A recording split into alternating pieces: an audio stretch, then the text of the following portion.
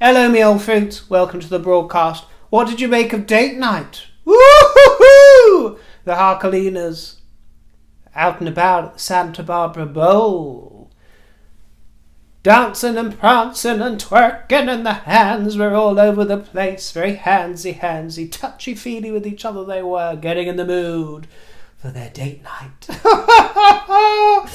Mr. Goody Two-Shoes makes me want to barf. I don't know about you. Can you imagine the scene back at the Casa? They would have lit all their candles so that everywhere smells of Soho House to make a real romantic scene. You know, there is this rumour that they're moving to Hope Ranch, or want to move to that area, 10 minutes away from the Casa. People are saying that they want to give up the Casa, flip the Casa, for Hope Ranch, which I'm going to call Hopeless Ranch, I think. What do you think? Hopeless Ranch or Despair Ranch? I don't think hope sounds very accurate. Vain hope. You know, this rumour, the rumour is that they're going to sell up and move there, but I've got my suspicions that Meghan just wants more room at the mansion for herself, because hapless has just following around all day. Well, she's got work to do, you know? And you know what's key? It's about running a slick business without any interruptions in the way. And he's an interruption, you know? She needs her own room, she needs her own space. And that Casa, you know, it's only got 60 bedrooms, 10 swimming pools, a bowling alley, a cinema, and room for a pony. But there ain't much room for Harry, so she can send him off to Hopeless. Send him off to Hopeless! And he can do his stuff there. You know, it's the modern way. Give her a space as a woman. You know, she's a proud woman of colour.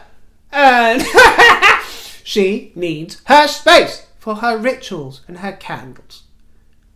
And for any other gentleman callers that might pass by from Silicon Valley. Or any other musky man.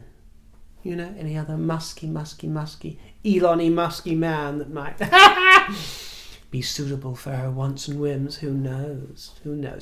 But they had fun at the gig, so let's give them that. They let their hair down, or that dandelion affair, whatever you want to call it. They let their hair down. They were twerking and a-working and a-bumping and grinding. And they posed for a photograph with this Paula woman who's a contestant on American Idol. I didn't know that was still going either. Meghan is the only American Idol. Doesn't Paula know this? She is the only American Idol. She's the American dream. She's America's sweetheart, my Gia.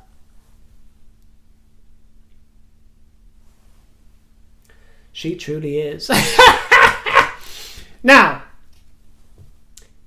yes, it's going to be a rather silly show, probably a quite quick show. I ain't gonna pee on your leg and tell you it's raining, my dears. There ain't nothing going on, nothing that I want to report in any way. Barely any royal news, barely any Harkle news, and also I'm rushed off my feet, so it is what it is. Join me for a cup of tea if you want for a few seconds, but, you know, it is what it is. But thankfully, there was also some royal activity going on in the form of their majesties, Charles and Camilla, the parish church or the village church in Balmoral, and they looked absolutely exquisite. They looked gorgeous. Well, actually, to be honest with you, Charles has looked a little drawn and fatigued and pale and wan of late, but I think we can let him off the hook after what he had to go through after the Queen died, don't you? I think we can let him off the hook there for looking a little bit worn out, but they still looked gorgeous. Camilla in particular in that Christmassy sort of red and green affair with the feather cockade. Absolutely gorgeous.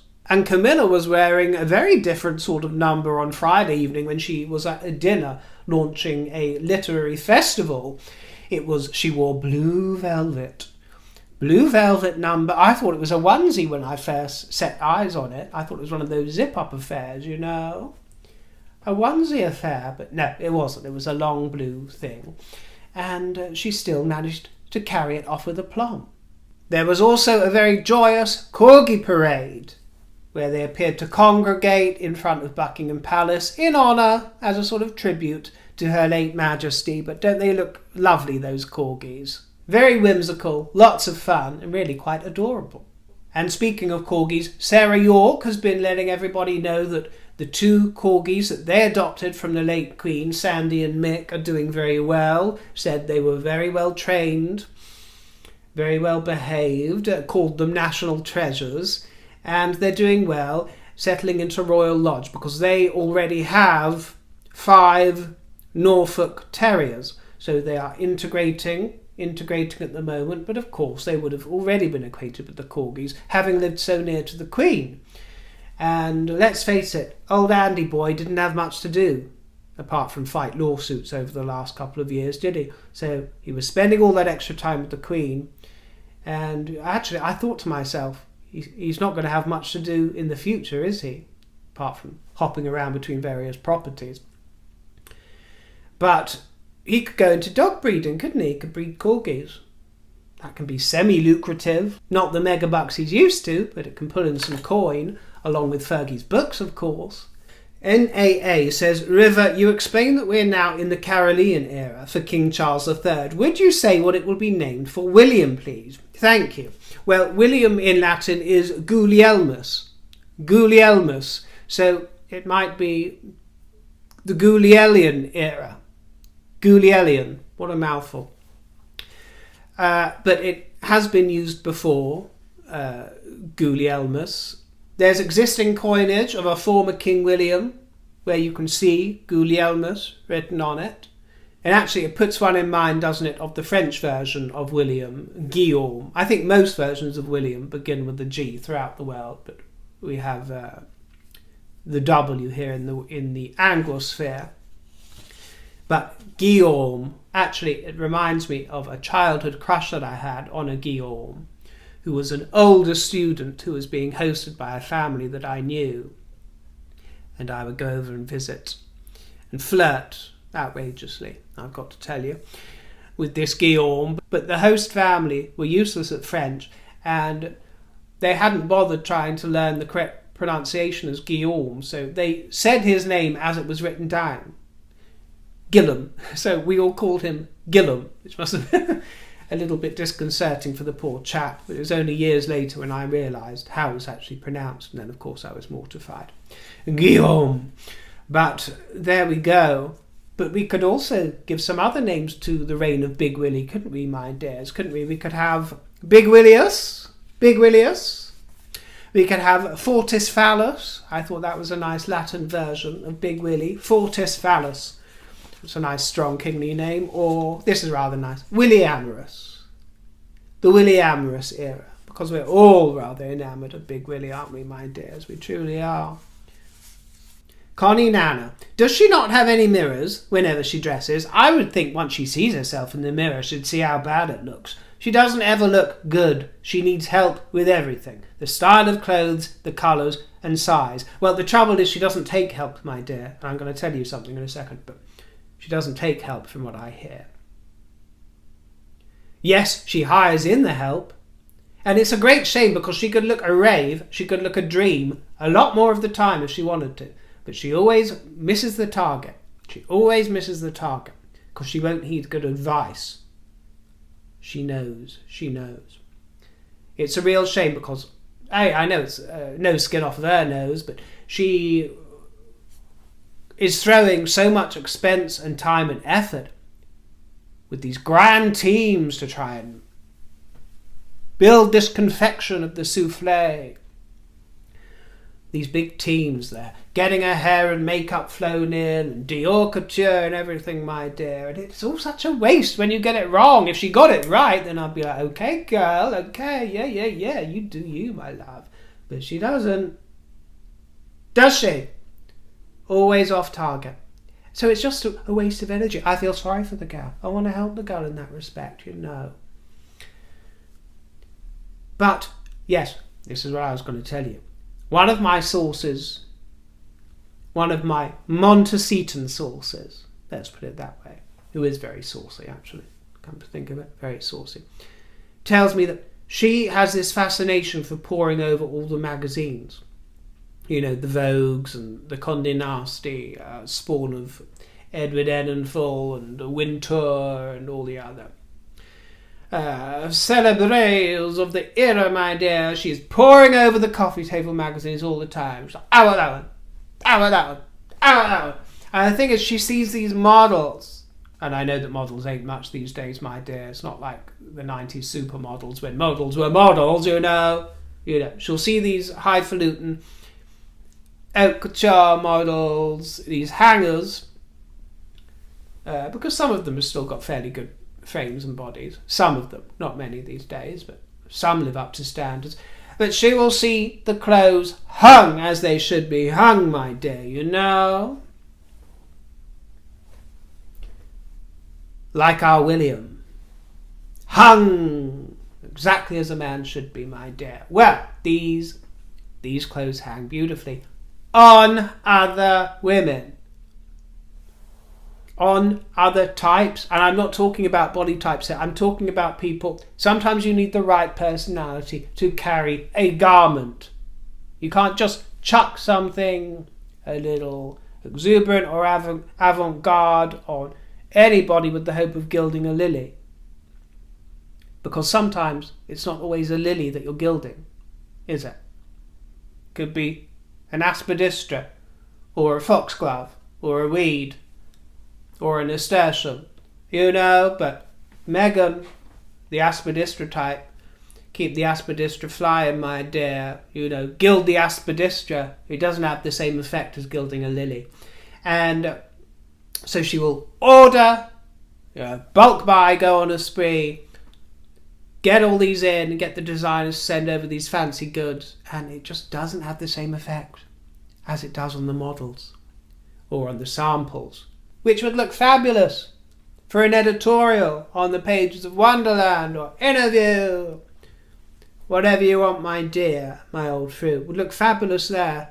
When you're at the One World affair, next to old Miss Kate, the co-founder, who now we hear is being probed, or how shall we say, being inspected for taking mega salaries of hundreds of thousands of pounds, including during the time of the pandemic, for One World. But I digress. What I'm saying is that while it might have fit in somewhere, on some occasion, at some event, that wasn't it, my love. That wasn't it. But she is the kind of, she gets this bee in her bonnet, she gets the idea in her head, and she's like, I want that one, I want that one, I want that one, I'm going to wear that, and I'm going to rule the school. And she trots in, legs akimbo. Someone said to me the other day, why does she walk as if she's got her plank between her legs? Which I thought was rather unkind. I thought to myself, well, it's not a plank she's got there, my dear, it's a hank. Deborah Schaller Ossender. Hi, River. The sleeves were far too long. What's with that? I think it looks sloppy. Well, yeah, I can't remember that particular chiffon affair, what the sleeves were like. Probably some wizard sleeve affair going on there. That's the thing. That's why she always looks sloppy, because she won't, or seems to not, get them tailored to herself. I mean, one would think that she does with all that cash and those contacts, but it never looks like it's been tailored, does it? Because she seems to be in denial. And it's because, she sees them being modelled, she sees them being paraded around, by tall women. Women that don't have to rely on the old hooves, that don't trot around in the heels like that as if she's pulled them out of Doria's dressing up box. These are tall women, tall models, with willowy limbs, longer limbs than she has.